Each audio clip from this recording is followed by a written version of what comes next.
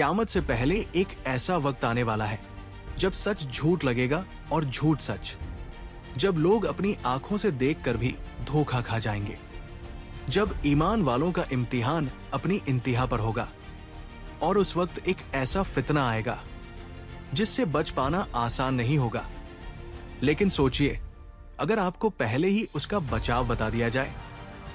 रसूलुल्लाह सल्लल्लाहु अलैहि वसल्लम ने हमें उस फितने से बचने का तरीका बता दिया है, लेकिन अफसोस आज बहुत कम लोग उस पर ध्यान देते हैं। सवाल, वो कौन सी सूरह है जो दज्जाल के फितने से बचाने के लिए ढाल बन जाती है? जवाब आखिर में मिलेगा, इसलिए इस वीडियो को पूरा जरूर देखें। दज्जाल कौन होगा? दज्जाल एक ऐसा नाम जिसे सुनते ही दिल कांप उठता है। रसूलुल्लाह सल्लल्लाहु अलैहि वसल्लम ने फरमाया, आदम अलैहिस्सलाम से लेकर क़यामत तक दज्जाल से बड़ा कोई फितना नहीं। सही मुस्लिम। सोचिए, दुनिया में कितने बड़े बड़े फितने आए, जंगें हुई, जुल्म हुए, लेकिन दज्जाल का फितना सबसे बड़ा बताया गया। दज्जाल के पास ऐसी ताकतें होंगी जो इंसान को हैरान कर देंगी। वो आसमान से बारिश बरसाएगा, जमीन से फसल उगाएगा, मुर्दों को जिंदा करने जैसा धोखा देगा। लोग उसे खुदा तक मान बैठेंगे। नऊजुबिल्लाह। क्यों होगा इतना बड़ा इम्तिहान? अल्लाह ताला फरमाता है, क्या लोग ये समझते हैं कि वो यूं ही छोड़ दिए जाएंगे कि कह दे हम ईमान लाए और उनकी परीक्षा न ली जाए? सूरह अल-अनकबूत सूरह 29 आयत 2। यानी हर ईमान वाले का इम्तिहान होगा, लेकिन दज्जाल का फितना सबसे आखिरी और सबसे बड़ा इम्तिहान होगा। उस वक्त हालात ऐसे होंगे कि सच पहचानना मुश्किल हो जाएगा। लोग दुनियावी फायदे के लिए ईमान बेच देंगे और सिर्फ वही लोग बचेंगे जिनका ईमान मजबूत होगा। दज्जाल कैसे गुमराह करेगा? दज्जाल सिर्फ ताकत से नहीं, बल्कि दिमाग से लोगों को फंसाएगा।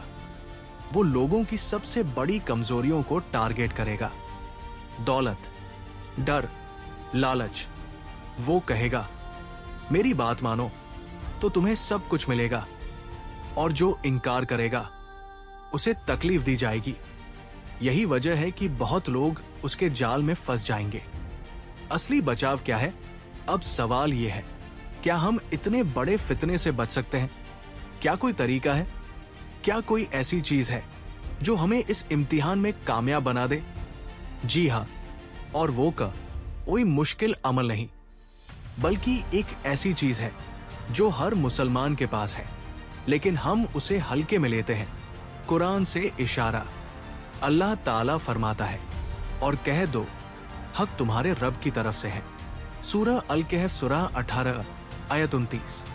यानी असली ताकत हक की पहचान है, और यही पहचान इंसान को हर फितने से बचाती है। लेकिन ये पहचान हमें कहां से मिलेगी? हदीस में छुपा राज। अब वो बात जो हर मुसलमान को जाननी चाहिए।